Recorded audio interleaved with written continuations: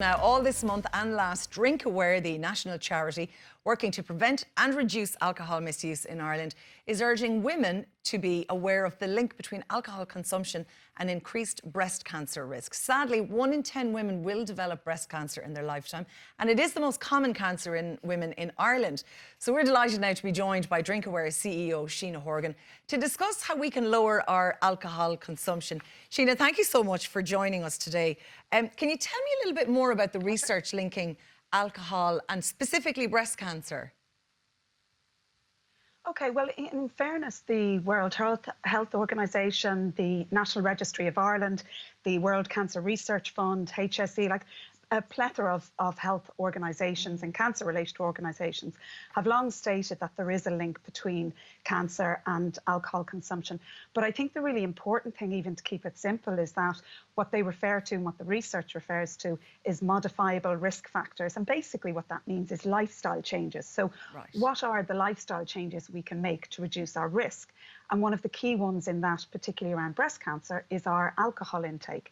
Now, the reason why this is, I suppose, of particular concern to Drink Aware, because we are about, the prevention and reduction of the misuse of alcohol, is that we know from our own research only 2 or 3% of the population know what the low-risk weekly guidelines are. And then Healthy Ireland's research has found that 73% of women don't know that if they drink above the low-risk weekly guidelines, they're increasing their risk of getting breast cancer. So and given that it's one of the most common cancers amongst women, we need to connect those dots. Yeah. I'm fascinated, Sheena, because, OK, the thing is that drinking alcohol will not make you develop breast cancer. But if you're telling me that so few people, particularly women, understand the level at which we shouldn't be drinking above, I'm gobsmacked, because that seems to be a message that has been rammed home for the longest time. Why is it that we're not picking up on it?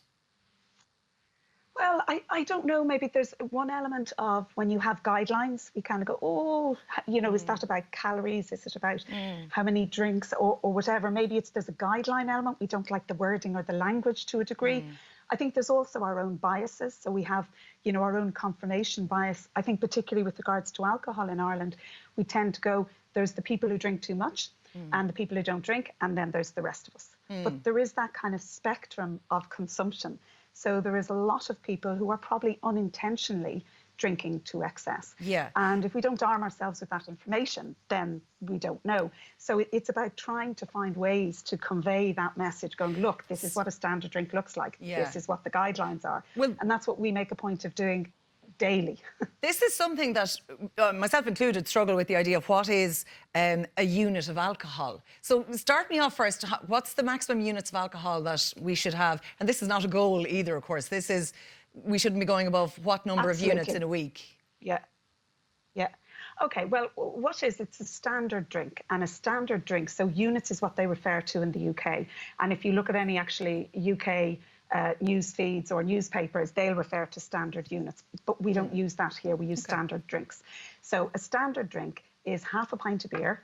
It's 100 mils of wine. So it's 100 mils, not 150 or 175 or the typical measure you might have got when you did go to a restaurant or a pub, which obviously we're not at the moment. Or it's a spirit measure, a pub spirit measure, which is 35.5 mils. And what we know from our research and even just our conversations and even just intuitively talking here, you think, actually, am I having one standard drink or am I having two every time I have a drink? Because it's very easy to over pour or to consume more than you're actually intending. So that's the first point of what a standard drink is. We then look at what the weekly guidelines are to stay within the low risk space. And that is 11 of those standard drinks for a woman and 17 for a man. Okay. And that's spread over the week, and it's with at least 2 drink-free days. So it's not about having a glass of wine every day, because it's giving your liver and your body a chance to recuperate. So it's having those 2 free days. And it's absolutely, fundamentally, most importantly, not about having them all, saving them for 1 or 2 days, of course, and therefore binge drinking and having about 6 standard drinks plus in one sitting. Why is it that men get to have more standard drinks and it's okay for them, but we have to have less? Feels a little unfair. Well, Yeah, I hear you. I'm sure there is a whole load of scientific biology incorporated into that, but essentially it's about how our Right. bodies operate and how they work alcohol through the system. So that's what the recommendations are. Yeah. So it is different. I know in the UK they'd refer to, I think, 14 units, and it's 14 units male or female. Which on one hand keeps it simpler, but I think knowing that there's a difference, and intuitively I think we know there's a difference, Yeah. us Yeah. women, but that it's certainly 11 standard drinks for Yeah. women. Now, you mentioned one measurement there, and honestly, I nearly fell out of the chair, that one standard drink of wine is Yes. 100 millilitres. Which, can I tell you a story of Yes. years ago when I moved into my new house and I got a present of these lovely wine glasses. They were like goblets, and I was just They were having... big, were they? Yeah, they were Big huge. goblets. They were the John Russia glasses that were all the rage about 20 years ago. And I remember I would have like a glass of wine at night, but I was probably putting a half of a bottle of wine into the glass. And so I bought these really naff little wine glasses. Now, they look rotten, and my husband always gives out to me, but they don't look so mangy when you put in a smaller measure. Is it something like this that we nearly need to look at doing? Oh, completely. Do you know, I mean, we operate in, Drinkware operates in the health promotion space, but really we're about behaviour change, and how do we get people to change their behaviour in a positive way? And it's why we work really hard at being pragmatic and not scaremongering and not being dictatorial. And what we found is, it's the tips and tricks that people use. And as you rightly say there, if you want to have just a glass of wine and it's 100 mils, it can look incredibly miserly in one of these big goblets. But if you use, and I have been known to use a small little sherry glass, which actually isn't even 100 mils, but it's a pretty little thing that I kind of like when I'm pouring a glass of wine. And so it's about, if you think of why we drink, and if it is to relax and unwind, if it is to give ourselves a treat. So how can you do that in a safer, less risky way? And it's really important to do things like that. So it could be about changing the glasses. Yeah. It could be about looking at the no and low alcohol versions that are out there. Yes, that's something you touched on. Actually, I just want to check. It's possible to get a measure for spirits from Drinkaware, is it? A measure? It is, and I have one here. Well, It's now. the hand. And I'm hoping you can see it. Yes, we I was can, going to put Ribena or something in it, but essentially what we have on one side here is we have what the measures are, and that's the wine one there is 100 mils, and we've marked out the others so you can see if it's 185 or 250 mils, that's 2.5 standard drinks. So it's a way of helping you, but also it has the other measures there. So the pint measure is there spirits. and the spirits measure as well. And they are small, simple pieces of plastic. But again, it's a pragmatic tool. It just really helps people. And there are free resources on the website. Oh, brilliant. Drinkaware.ie. Brilliant. And we will send them out to you. So now that would certainly be one of our tips. Yeah. If you have that to hand, you are more likely to measure. Brilliant. That's a great idea, actually, because the free pouring at home can be, I think it got a bit crazy for some people during lockdown. Tell me about this phrase, sober curious, because I've never heard it before.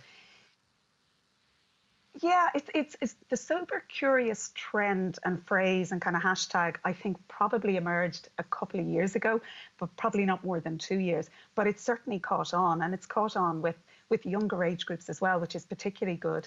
Because while problematic drinking crosses all age groups and demographics, there is a slight skew towards kind of younger generation. So it's particularly popular with them. And I think it's really just probably catching on to the trend of health and wellness and well-being. And it ties in as well with, we found when we did our national survey, so we do an annual survey every year. This year, it was during lockdown, so it was post-lockdown. So how were the last 30 days? And we found that 24% of the population were drinking more, but also 25% were drinking less. And I think that probably ties in with this health and wellness trend and a concern and an interest and a cognizance of, actually, I should probably be looking at lifestyle. And when we're all talking about health and well-being, and even just mental health and well-being, especially at this moment in time, it's worth thinking, what else can I do? Can I, do I change my diet? Do I look at my exercise? Can I cut down or cut back or cut out the alcohol that I'm consuming?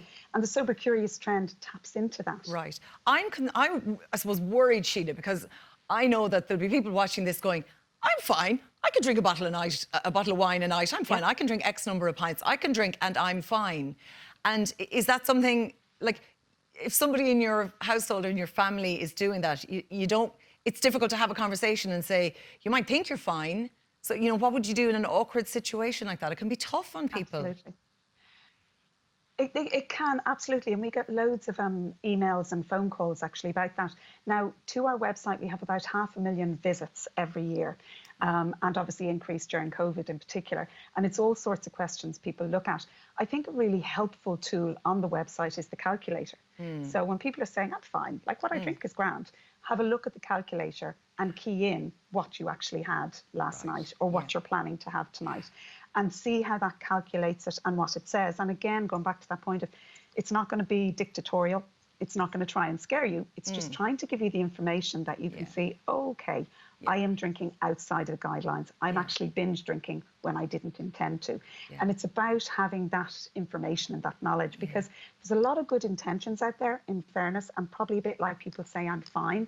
There's, we would find a lot of people saying, especially women actually, there's about 1 in 4, 1 in 5, who would say, I want to drink less, or I've already made changes to my drinking habits. So people want to do the right thing, but it's about joining up between having the information and the awareness and the intent, and then making it viable, making it possible, making it as easy as we can. Yeah, and it seems like drinkaware.ie seems to be a great resource, and good to know that that's where we can get the measure as well for any of the alcoholic drinks. So Sheena Horgan, Drinkaware CEO, thank you so much for chatting to us today. That was a lot of great information to take on board.